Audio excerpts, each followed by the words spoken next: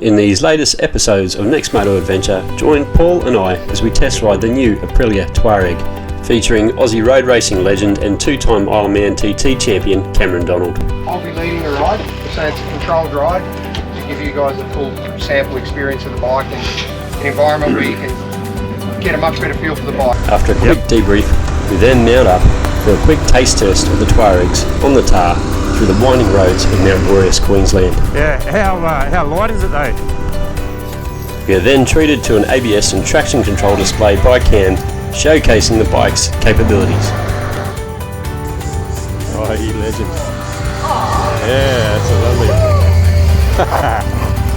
And a stoppie for free. From there, it's a quick squirt in the dirt on some unsealed road known as a goat track to test the bike's off-road abilities. Oh, is he not back yet? So he must have come off. Yeah. We're still missing one rider in the sweep and things aren't looking good. One in every group. What did he do? He's ridden off the edge, not hurt, not crashed, but he got the bike stuck. But we'll see, if it was too low, I'd say we'll go down and with a group of us, we'd carry it up on our shoulders. So grab a coffee and join Paul and I in our post-ride report debrief on the Aprilia Tuareg 660. Bike sales, bike of the year. Here we are after our ride. We're at the famous Sandford Patisserie and Cafe. And we've got meat pies, coffee, custard tart. Yeah, what do you got, Paul? I've got a blueberry and apple pie. Oh, look at that. Hey? Now, see the drinks there? Size matters, mate. That's it. That's a big one. I'm on a diet, so forced diet. My missus saw me eating this, I'll be in big trouble. Big trouble. All right, Grant. Cheers. Cheers. To another Next Moto Adventure. Next Moto Adventure, we just rode What the was our Aprilia- Next Moto Adventure? Well, Grant? it was the Aprilia Tuareg 660 Adventure Test Ride, it was called. And Tuareg, how do you spell it? Tuareg. Tuareg, the Tuareg Tuareg. 660. So you got to be European to actually say the name. Maybe. Otherwise, as an Aussie, we'll shorten it to T-Rex. It was a bit of a T-Rex too, wasn't it? It was. And we had Cam Donald again taking us for the ride, so which was fantastic. So that was pretty unexpected because we were both wondering who they were going to use to do this experience, and luckily we got Cam again. How often do you get to ride with a two-time TT Isle of Man champion? Yeah, exactly. Well, once every couple of months, the way we're going. That's right, yeah. So we were pretty lucky. And he remembered us too. Yeah, so, that was good. He was great. He was good, yeah. Awesome bloke, and big thanks to him because, he's very upfront. Yeah, if you don't like it, he'll tell you he doesn't like it. But he loved that bike too, and explained the bike well. Yeah, no, we had an awesome time. So give me your thoughts and in terms of what are the things that you liked about it? I like the lightness of the bike, really. It handled well on the road, handled well off-road, and it was pretty torquey down low. I know a lot of the reviews and that say that it's not that torquey. I think they're probably comparing it to the Tenere. But we were pretty happy with the torque that it put out down low, wouldn't you say? And the engine sounds great, parallel twin, and about 80 horsepower, I think it was. Yep. That one. And isn't it 100 horsepower? No, 80 horsepower. 80 horsepower, right. I think the 660, anyway, the road bike was 100 horsepower. Yeah. You can't get 100 horsepower. To be honest, I don't know about you, but talk about torquey engine. Like for a 660, my expectations for this bike were quite low. After riding, obviously we ride GSs, we ride 1200s. Yep. The previous experience ride that we went on was the Triumph Tiger 1200. Yep. Which we loved. Prior to that, we did the Ducati Multistrada, which was also a 1200. Yep. We loved that. Not as much as the Triumph, but it was still. So when this came up, we thought, I thought, hey, I'm up for an experience. Don't get me wrong. I just the opportunity to ride a new bike and have a bit of fun and get a T-shirt. And good day out, you know. So my expectations were quite low. Yep. Right here and now, I'll say that my expectations have been exceeded. I thought it had an unbelievable amount of power for the CC of the bike. I didn't feel like I was on a small bike. No. Although it felt like you could fling this thing around. Oh yeah, well you said yourself too. You know, I could own one of these. You know, is what you said. And I don't say that lightly. No, Right? that's let right, me make myself quite clear. I love my BMW, right? And every time I've jumped on a different sort of bike, I've just thought, it's not a Beamer. Yeah, and I've always kind of maintained, I'm a BMW man through and through. I love them, and I love the technology of them. But you know, there's some other bikes that have been coming up that I could see myself on. You know, if I was ever going to change from the BMW, would I own a Triumph Tiger 1200? Yeah. Hell yes, I would. Definitely. Yeah, I that felt so much like the BMW. It wasn't funny. And the tech on it was just next level.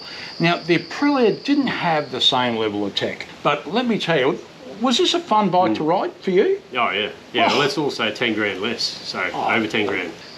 For me, it's all about, did I enjoy the bike? Yeah. Would I own one of these bikes? That's you know, right. would I enjoy it? And you know, when I say it doesn't have the same level of tech that the 1200s have got, or that the other bikes that we've gone on, the tech in terms of the quick shift, it doesn't have a quick shift. So that's an option. There you so go. There's something, but Well, not but a again, big deal.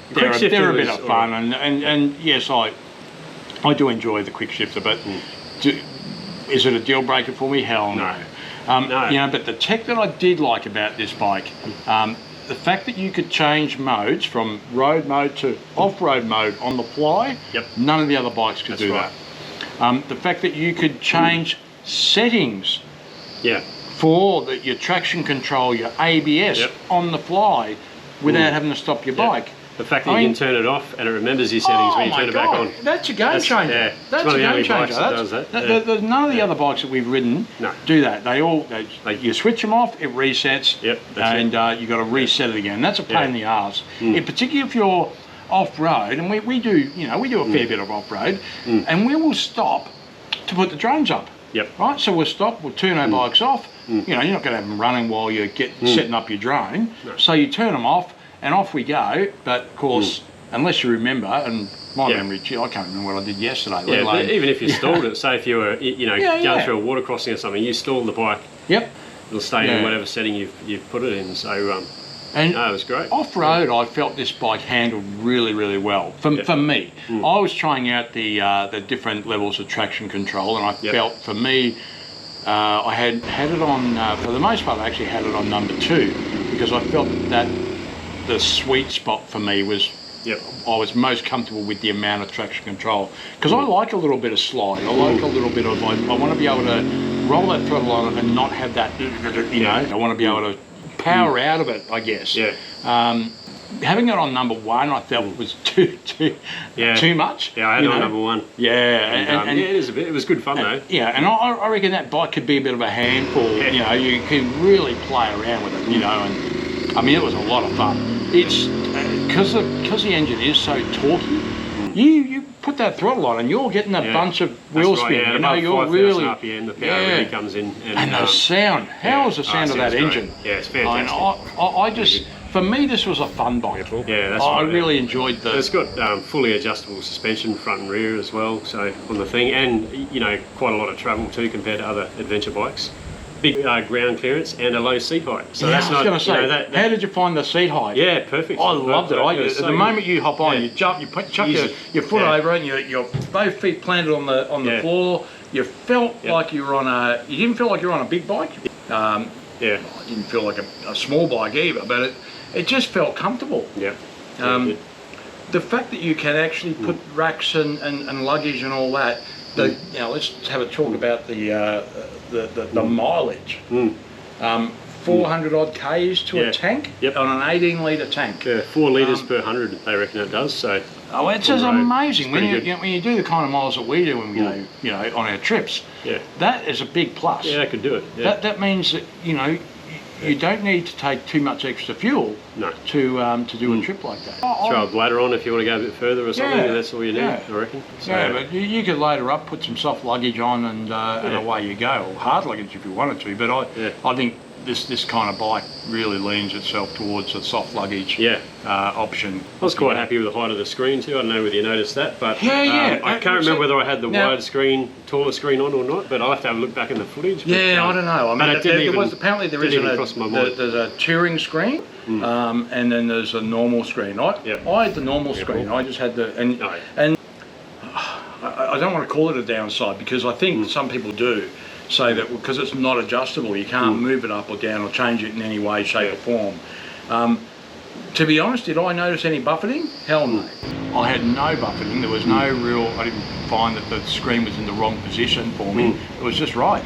So I don't know what they've done. They've got the right position for the bulk of the riders out there. It was a good riding position too. The seat was a gel seat. Yeah. And coming from BMWs, where they also have gel seats, it's the kind of seat you can ride all day and not get a sore bum. I wouldn't buy a bike that didn't have a gel seat. But I think with this bike too, I mean, being a 660 and it's a middleweight adventure bike, you still get traction control, you still get cruise control, you get the switchable ABS and all the levels of electronic intervention there, and quick shifter. As an option. Yeah, ticks as an option, but heated grips as an option as well. But it ticks a lot of boxes. It does tick a lot of boxes, but it's also at a price point too. Yeah, that's a little bit higher than what you would expect for a 660. Having said that, a bit more premium the build and everything. Tubeless tyres. That's the other thing. There's not many out there. And we're talking a 21 front and 18 rear. Yeah. So and some really good options for some decent tyres. Yeah. All right, Grant. What didn't you like? There was one stage, and this has been talked about before. I don't know what happened on your bike, but there was actually an intermittent miss in the engine on mine, and I couldn't make it happen again. I couldn't get it to repeat that, but it only did it once, and I think it was during acceleration. I just felt there was just one slight little miss, and apparently there's some update they can do with the software that'll take that out. So I don't know what's going on there with that, but it's been reported before, and that sort of that took me off guard a little bit. The other thing was off road. I was saying to Paul on the way back, I did feel more confident in the front end of the Tiger 1200 off road than that, but then given it a bit more time. But that's just me. Paul loved it, as well, but different, suspension on the Tiger, is a bit more premium. I kept accidentally flicking the high beams on when I used the clutch. So, and it happened a few times. I noticed a few other riders did too. When I looked in the mirrors, I could see people with their high beams on. And there's just a lever just in front of the clutch lever. If you bring your hand too close. I thought that was just an on-off. It wasn't a flasher. Yeah, but it will bring your high beam on. Oh, is that right? So anyway. There's probably some aesthetic things, like I'm not too sure about those tail lights. Because they're so big and long, if you dropped it off-road, I can imagine they'd be easy to break, if you hit something. But then again, they're out of the way, aren't they? They were a lot smaller than I thought they were. Yeah, they are. On one of the YouTube videos that I watched, they looked like they were sticking out a mile, particularly the front It's just a bit of a weird design, I suppose, and probably something you get used to. Yeah, the tail light. Yeah, I don't know. Oh, look, I mean, it needs extra protection, that's for sure. It needs some really good crash bars, a really good bash plate underneath. Other than that, if you bought radiator guard, you'd need to do some upgrades on it for sure. You'd have to spend a bit of money on protection, but other than that, it was good. Yeah, there wasn't really a lot that I didn't like. What didn't you like? What didn't I like? Look, much the same. Like I liked it off road. I really liked it off road, and I played around. You can adjust it, and I felt more comfortable with that bike off road than I did the Tiger.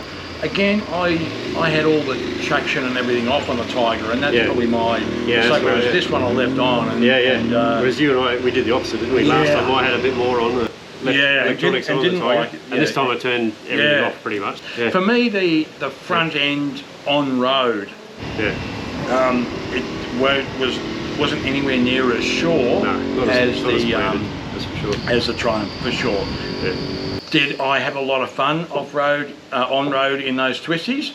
Hell yeah. Oh man, you could throw this thing around. There was a little bit of movement when you were hard on the brakes on the corner. You got a little bit of front wheel movement or a bit of dive. But Yeah. Nothing I that's, suppose you you've know. got to expect, like, not every bike's going to be the same, and you've got to adjust your riding. Correct. You know, yeah, to that's suit just that spot bike. on. That's all and, it is. And, So it's yeah, nothing against the bike or anything Not like at that. all, not at all. And I was riding it hard. I was, Yeah. you know, I was only a couple ahead of, a couple behind Cam Donald, and we were going hard. We were keeping up with him, and we were going hard. So I was pushing this thing pretty hard. I probably wouldn't push it as hard ordinarily, and I would find the limitations. I would, you know, and ride to its limitations. You know, so to me, talking about limitations, one of the riders on there, which you'll probably see on the video, actually did find its limitations, and he disappeared, and we waited for quite a while, and then an ambulance, waiting. An ambulance turned up a little bit later,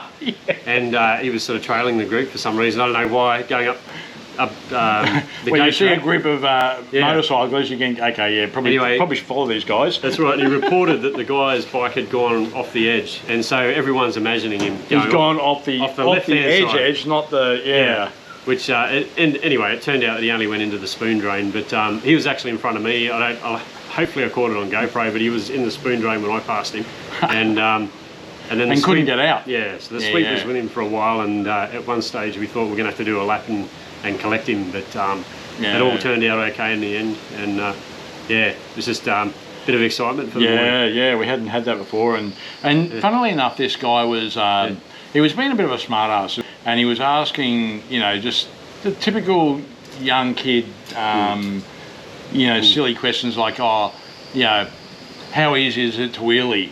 You know, and fortunately, What's the insurance on this thing? Cam Donald went and did a wheelie on it to show him how easy it was, and he said, yeah, that's pretty easy. And but then he was asking, you know, about insurance and all that. But you know, and sure enough, got himself in a strife. But, you know, there's one in every crowd, and that's okay. Look, it didn't really spoil the road. In fact, if anything, on the way, because we were going to do an extra loop. We were kind of in a bit of a hurry, so we had a bit of a spirited riding. One of the guys come off on our ride, so we're just going back to pick him up, collect the bike. So I do a quick circuit, and I was kind of right behind Cam Donald, right until the point that this nitwit goes and passes me to get in front of him. Paul also naturally doesn't know the other riders are back, and is surprised to see me mug him.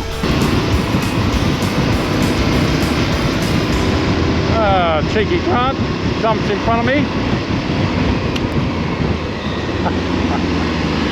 As the story goes, Cam told me to be the, because the sweep was going and rescuing this guy, he pointed to me and asked me to be the sweep. So I was supposed to ride last. So here I was at the tail end, and then just as everyone took off, the sweep and the rider whose bike fell turned up. Plans suddenly change again. Our two missing riders have appeared. You good? And unbeknown to everyone else, they seem okay. There goes our down rider, and both he and the bike seem fine. And with a signal from Jared, we're off again. Our missing rider has taken off like a scolded cat. So I shot ahead to try and catch up to Cam. So there was a legitimate reason that you passed me, right? I had to pass everybody to get to Cam to give him the information. Let me tell you, I'm just the messenger. At 140 kilometres an hour, I passed everyone. Maybe not.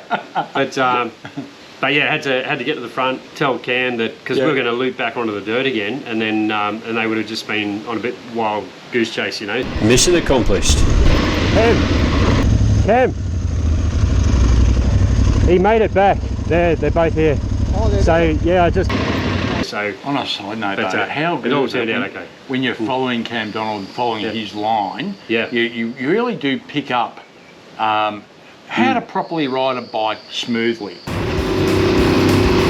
There we are, riding behind Cam Donald, 2 times TT champion, Isle of Man. And I'll tell you what, just watching the lines he takes, what a privilege. Yeah, definitely. You know, when you go it's very smooth. When you go and ride with someone like that, you know, and we've been riding a long time. You know, we're pretty good riders in the scheme of things. So we're not, you know, we're certainly no Not racers. two-time TT champions or anything like that. But so whenever we ride with someone of that ilk, like a Miles Davis or those type of people, you watch their lines, and they just have this way of making motorcycling look effortless. Whilst going fast. Yeah, that's right. And that's to me. I was like, we were fanging along probably 120 kilometres an hour, but just smooth as I think it was in fourth gear, just going through sweeper after sweeper, and it was the most fun. Woo-hoo! There we are. Man Grant riding right behind Cam Donald, absolutely banging it. These Aprilia Tuaregs. Oh my God. These things you can just chuck around, so short-footed. They came and doing 120 behind Cam Donald. Oh my God. What a privilege. Woo-hoo! Yeah, the engine bike braking felt really good. It is good. Yeah, the engine braking is fantastic on that, and that's one way I do tend to ride with a lot of engine braking on the 1200. Not touching the brakes too much until you need to. But this thing had awesome engine braking. It did, didn't it? Yeah, it was really good. When I had the Suzuki 650 V-Strom, I felt that you had to have it within a certain rev range for things to work, and I didn't feel like that was the case with this bike. No. As a 660, it certainly had a lot more horsepower than the V-Strom had. Yeah. I just felt that you didn't really have to work the throttle like you do on a lot of other lower, not a big bore engine like a 1200. You don't have to work it. You just roll the throttle on and away you go. Yep. With a smaller capacity engine, generally you've got to keep it within that right happy spot, you know. That's right. Yeah. I didn't find that with this bike. No. And I think that's why it was so much fun. Yeah, I reckon if it's you're going to have one bike in your garage, you could own this bike and you'd be happy. Because you got the fuel economy. Yep. You got the ability to put luggage. Yep. Do long miles. Yep. Without being sore. Yep. And if you don't want to put luggage on it, have a bit of fun. Yeah, if you want to take it off road with no luggage and ride it like a dirt bike, you can do that. Because it does ride like a dirt bike, doesn't it? It looks like an aggressive, dirt bike. Yeah. More so than a big adventure bike. Yeah. I'd love to take that bike on Rainbow Beach. I reckon that would be awesome. That would be. I'd love to have one of these for a month. I'd love to have it for at least a couple of weeks anyway, and be able to take it away and do some long miles, do some decent off-road, fully laden, just to see what it's like. Yep. Like Paul said, it exceeded my expectations. So expectations were probably lower because of the capacity and everything, but. Yeah, well exceeded my expectations. Good off-road capability, that's for sure. Yeah, bloody hell. Yeah. This will do sand, mud, water crossings, you name it.